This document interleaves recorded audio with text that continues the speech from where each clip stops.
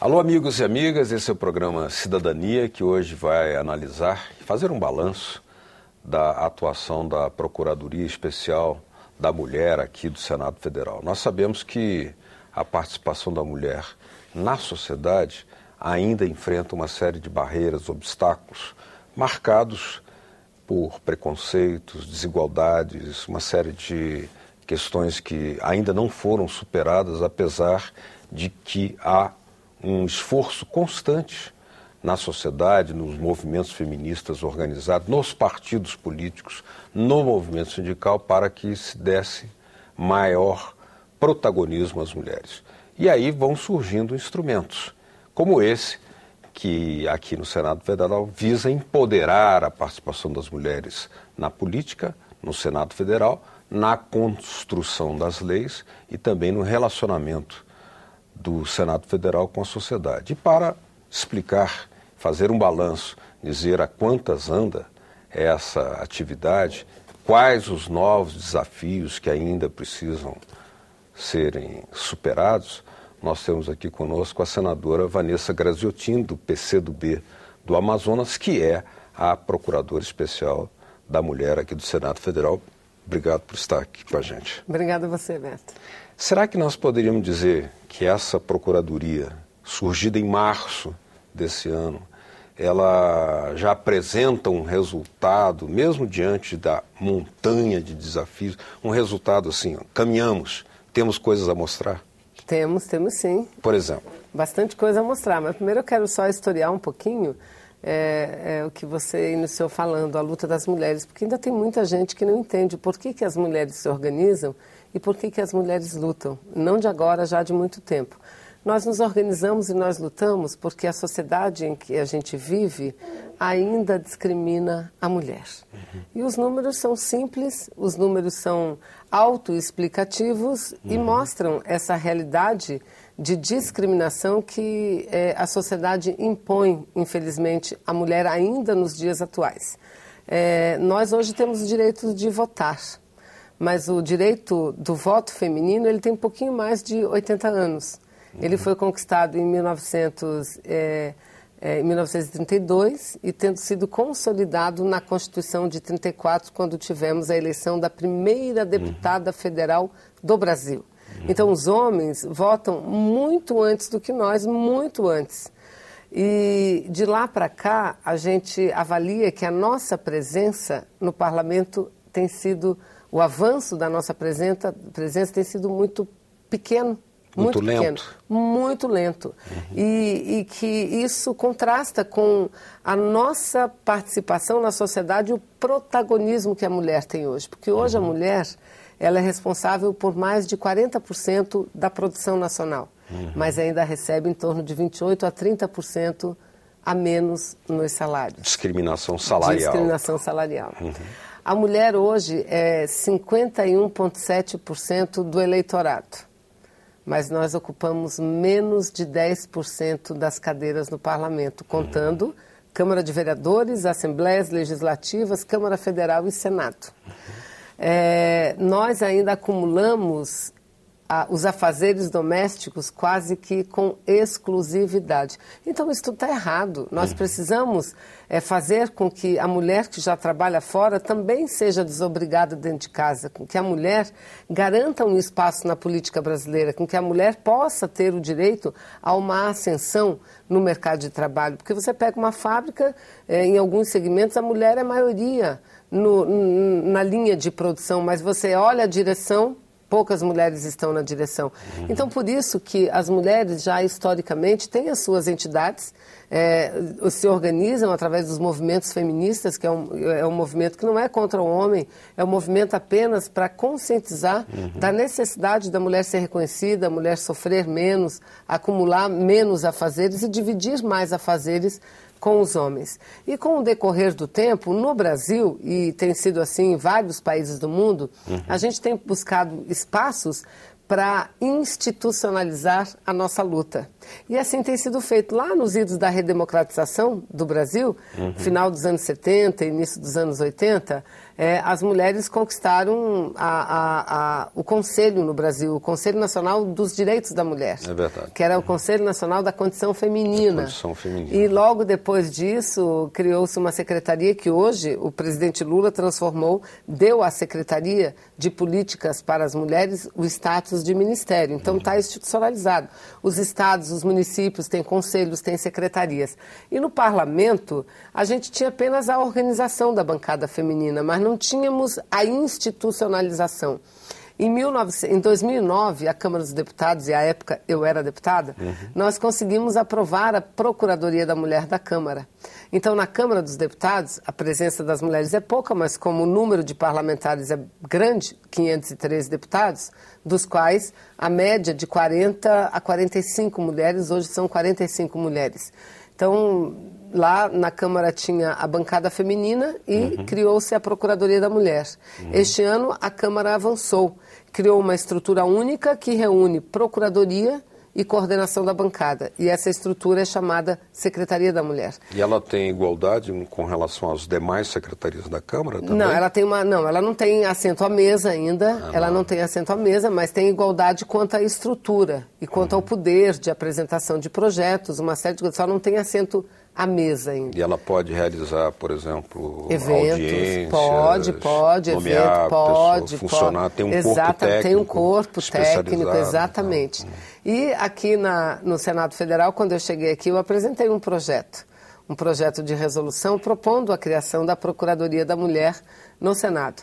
E na passagem de direção do Senado, eu fiz muita campanha a favor do projeto de lei, fui com todos os candidatos, inclusive com o presidente Renan Calheiros, e falei sobre o assunto, pedindo o compromisso deles que, se eleito, se comprometessem a apoiar o projeto, a nos ajudar a aprovar o projeto e instalar a Procuradoria, e assim foi. Renan eleito presidente do Senado, nós aprovamos no mês de março, que é o mês em torno, do dia 8 de março é o Dia Internacional da Mulher, aprovamos em plenário o projeto de resolução, primeiro a mesa diretora aprovou, depois foi a plenária, aprovou, e no finalzinho do mês de março nós instalamos e eu fui nomeada, nem esperava por isso. Mesmo porque eu presido a Comissão Mista de Mudanças Climáticas, a minha luta era pela criação da Procuradoria, não é? Eu até achava que seria outra senadora que iria para a titularidade da Procuradoria, mas o presidente Renan Calheiros resolveu me colocar lá na Procuradoria da Mulher. Então eu estou aqui esse ano envolvida muito nesse tema de gênero no Senado Federal. E você me perguntava do balanço. O balanço eu já posso dizer que ele é muito positivo. Primeiro, porque nós somos muito poucas, né? São 8 mulheres. 8 mulheres em exercício agora. Tem 2 ministras, 2 senadoras licenciadas, não é? É verdade.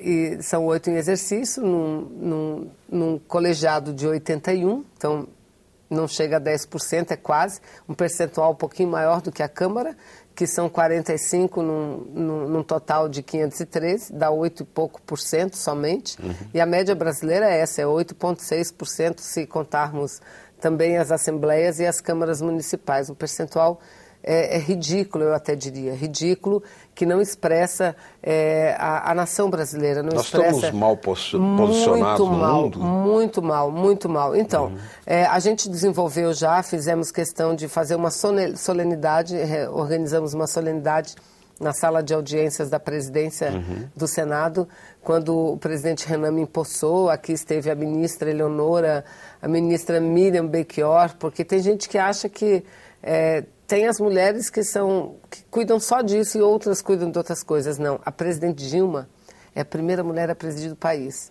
pois ela vai à TV no dia 8 de março se pronunciar para a nação brasileira.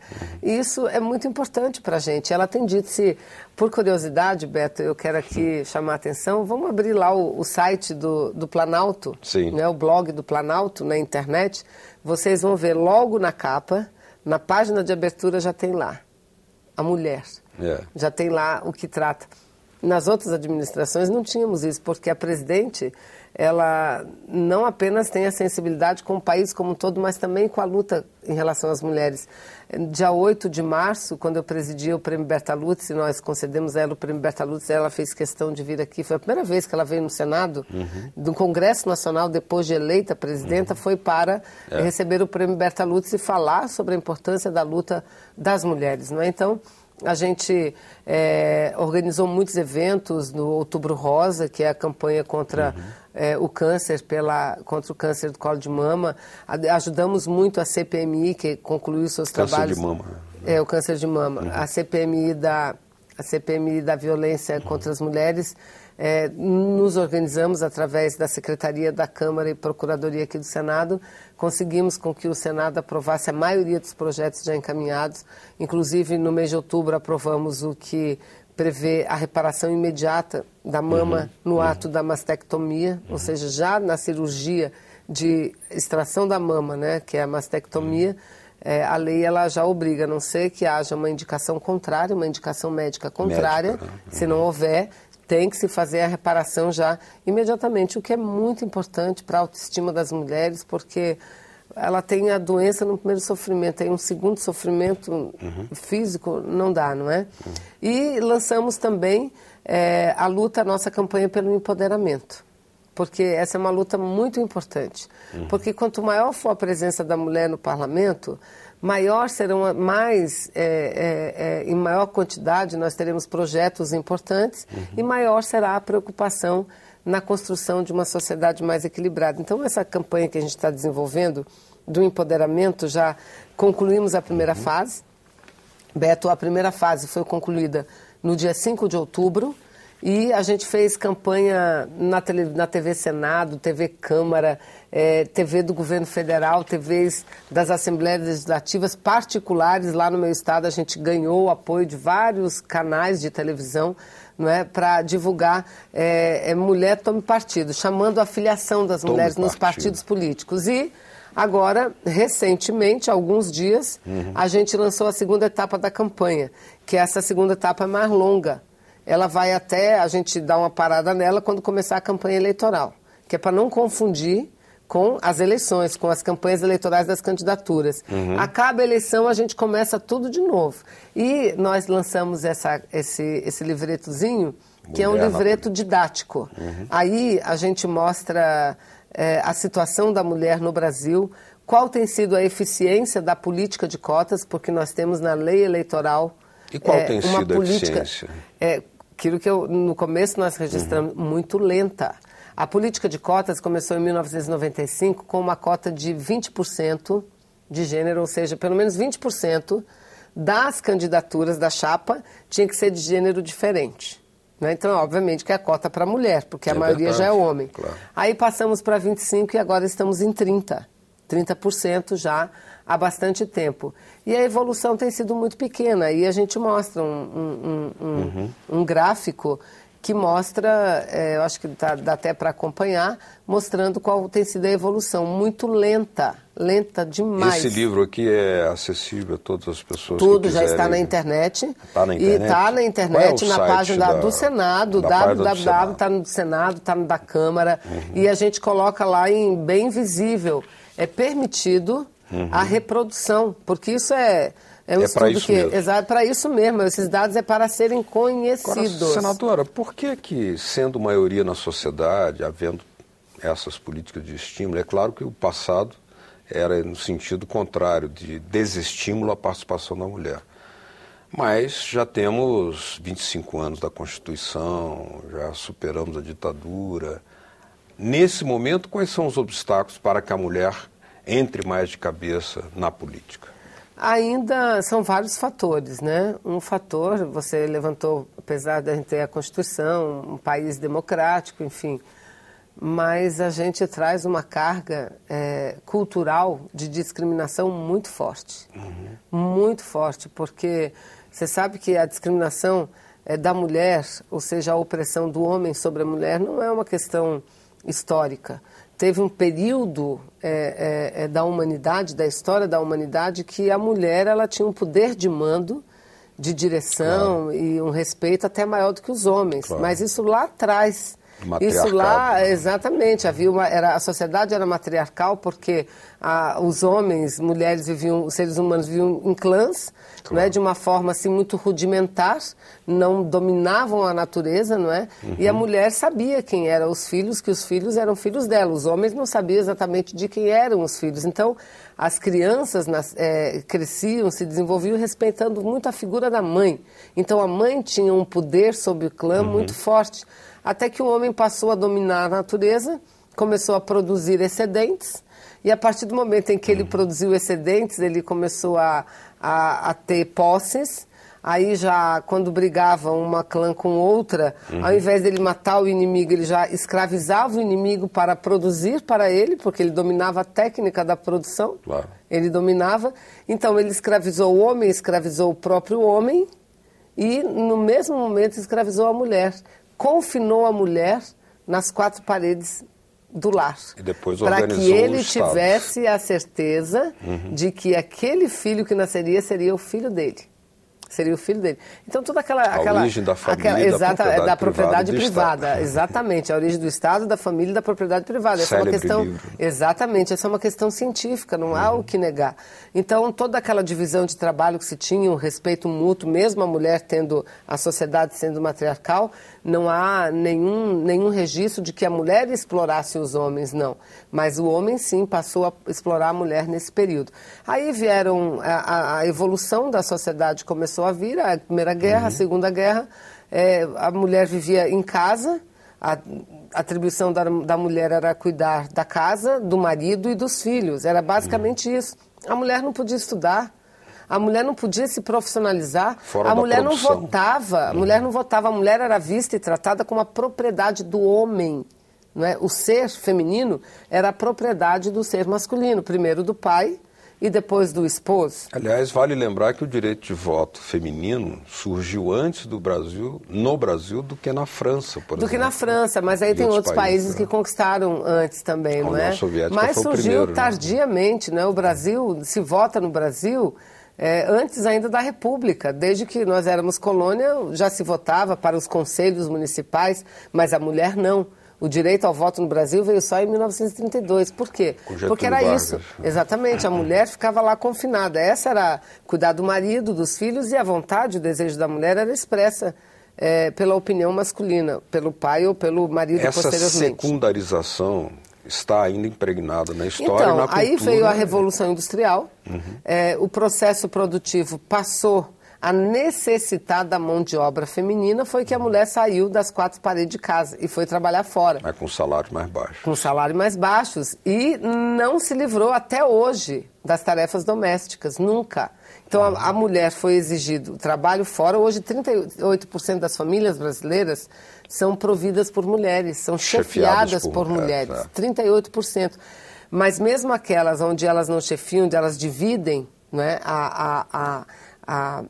onde elas dividem o sustento com os homens, com seus companheiros, elas ainda, mais de 90%, desempenham as tarefas domésticas sozinhas. Então, é essa carga cultural que nós estamos nos referindo. Então, apesar da gente já poder votar, da gente já ser votada, da gente ter uma presidente da República, apesar disso tudo, nós temos uma carga cultural de tradição masculina muito forte. Que se refletiria, por exemplo, na violência contra as mulheres? E também, aí essa carga se reflete aonde? Na violência contra as mulheres. Vamos ver, todas as pesquisas mostram. Isso já está provado cientificamente. Quais as razões que levam um homem a bater na mulher no ambiente doméstico? Sabe qual é? Machismo, em geral. Porque ele não aceita que a mulher queira se separar. Grande parte dos casos, saiu recentemente uma pesquisa, a violência ocorre no momento em que a mulher já não aguenta mais ser oprimida naquela relação, quer ter a sua independência. Nessa hora o homem não, porque o homem vê aquela mulher como uma propriedade sua. Diz, olha, se você não quer ser minha, mais você não vai ser de ninguém. Você não vai, então ele tortura, ele machuca, ele violenta e muitas vezes mata a mulher. E isso acontece em todos os segmentos da sociedade. Como atua? No mercado de trabalho ganhando menos, ascendendo menos. Exato. E aí no mercado de trabalho tem um problema maior. No mercado de trabalho, a mulher tem sido penalizada pela sua condição pela condição da maternidade. Sim. Porque o homem, na hora de contratar uma mulher, diz, não, a mulher, se ficar gestante, ela vai ter 180 dias de licença maternidade. O homem não fica gestante. O homem ajuda a reprodução, mas não fica gestante. Aí depois ela vai ter que amamentar. Aí a criança adoece, é ela que vai pedir a licença para cuidar da criança, não é o homem. Então, na hora, é o homem que é o privilegiado, é o homem que acende, é o homem que vira o chefe. Não que ele tenha mais capacidade. Claro. Então, ela é penalizada. E fora a questão da maternidade, ela ainda ganha 30% a menos, muitas vezes, para cumprir a mesma função. No campo da política e do empoderamento, tem essa questão que nós precisamos explicar. Por que 52% quase do eleitorado ocupa menos de 10% das cadeiras? Quando a gente fala isso, sabe o que os homens dizem? Os homens aqui da política, elas não querem. Elas não gostam, elas não têm aptidão. Olha, ainda dizem mais, assim, eles dizem, olha que a gente vai atrás em época de eleição, porque tem a lei de cota, e o partido agora que não preencher a cota, ele não tem a chapa registrada, então ele tem que colocar 30% de mulheres, no mínimo. Nossa, a gente fica louco atrás de mulher e elas não querem. Ora, é claro que elas não querem, porque elas durante o ano todo e os anos não têm espaço no partido. Elas não podem falar, elas não acessam o recurso partidário para poder bancar as suas campanhas. Elas não são respeitadas do ponto de vista da opinião, não estou falando do respeito de sexo, estou falando da opinião. Então é claro que elas não vão querer para servir de laranja, por que elas vão? Só vai ser candidata tabela, né? de um partido, exatamente, que não vai ter acesso ao tempo da TV. Que não vai ter acesso ao recurso para fazer a campanha. Para que ela vai ser candidata? Você pega, por exemplo, a história do meu partido aqui, ó. Longe de querer fazer propaganda, eu estou bem amparada também nos dados estatísticos, porque o meu partido, o PCdoB, é aquele que na Câmara tem a maior proporção de mulheres na bancada.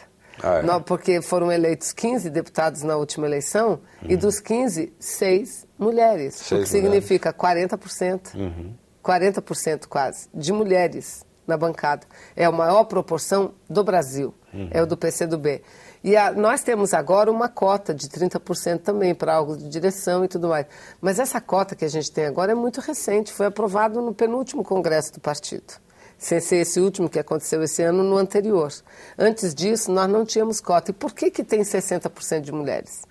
Porque o partido valoriza as mulheres. Eu, quando entrei no partido, claro, a gente entra, a gente vai participar dos cursos de formação e a gente vai estudar a origem da família, da propriedade e ver o quanto a mulher é importante no processo. Agora, e olha, e hoje, a presidente da União Brasileira de Estudantes, que é uma jovem do nosso partido, dos secundaristas, estudante, é uma mulher. Da UNE é uma mulher. Eu fui presidente do DCE. Então, naturalmente, elas participam. No Senado, meu partido tem 2 senadores, um homem e uma mulher. 50%. Então, se abrir espaço, elas participam. Agora, senadora, a Procuradoria, que nós já estamos aqui quase chegando aos momentos finais, né? Para mim, uma última palavra, assim, a Procuradoria na elaboração das leis, do trabalho legislativo, como é que isso tem sido desempenhado? Muito importante, porque inclusive uma das funções nossas, né, está lá no projeto de resolução, é acompanhar o processo legislativo, defendendo sempre e advogando leis, né, e proposituras que ajudem a diminuir essa desigualdade que tem na sociedade hoje, que, olha, é uma desigualdade que ela ocorre não por iniciativa do homem só, muitas vezes a mulher também toma iniciativas que são tão subliminares que ela não sabe. Veja, a formação, a criação das meninas e dos meninos é diferenciada, tem que acabar com isso. É diferenciada, né? E tem que acabar com isso. Por quê? Porque você já viu alguém no aniversário de menino levando uma boneca de presente? Já viu? Não. E por que não pode levar uma boneca de presente para um menino? Qual é o problema? Como levar um carrinho, um caminhão para uma menina. Qual é o problema? É porque é isso, aí quem tem que cuidar da criança, a mãe pare, mas quem gera a criança são os dois, é o homem e a mulher. A mãe tem a função da maternidade de parir, mas depois que a criança nasce, ela está no mundo.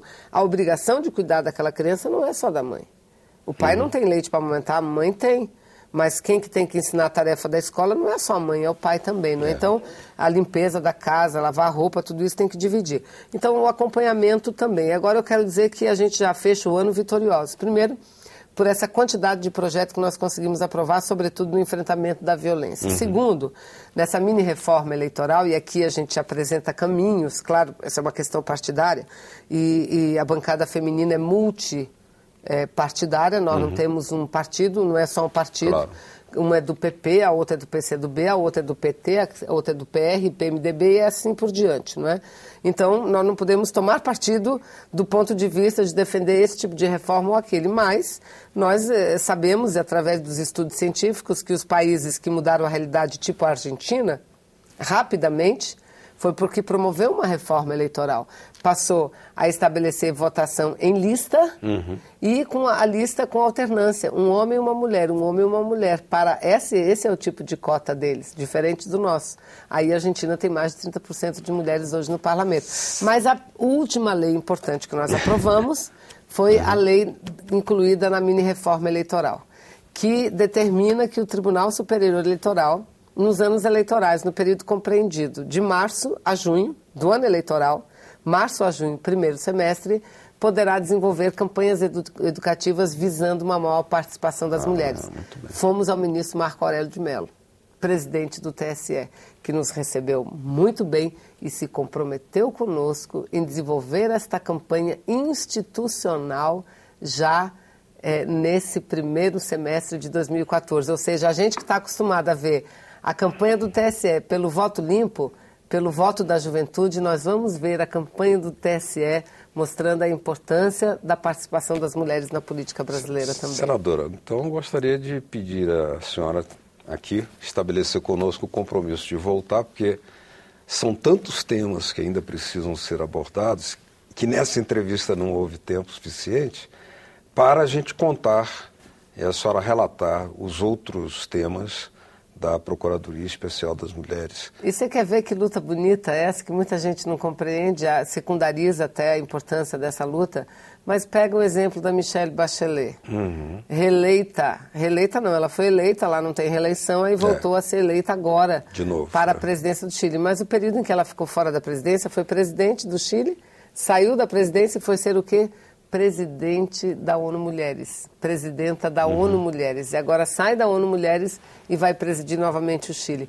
Então, são exemplos como esse que entusiasmam não só as mulheres a continuarem na luta, mas aos poucos vai sensibilizando os homens para eles compreenderem que política não é algo masculino, é masculino e feminino também. Evidentemente, a política é do gênero humano, né? Exatamente. Então nós aguardamos uma próxima oportunidade para a gente detalhar ainda mais todas essas vastíssimas implicações sobre o papel da mulher na política, trabalho que vem sendo alavancado pela Procuradoria Especial das Mulheres, e aqui nós temos a procuradora aqui do Senado, que é a senadora Vanessa Gressotti.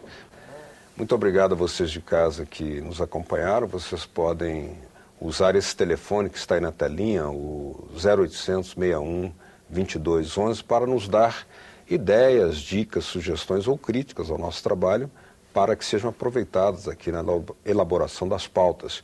Ou então, podem utilizar esse endereço que está aparecendo aí também na sua telinha, o www.senado.leg.br/TV, para baixar, copiar este ou outros programas da TV Senado. Obrigado mesmo pela sua audiência.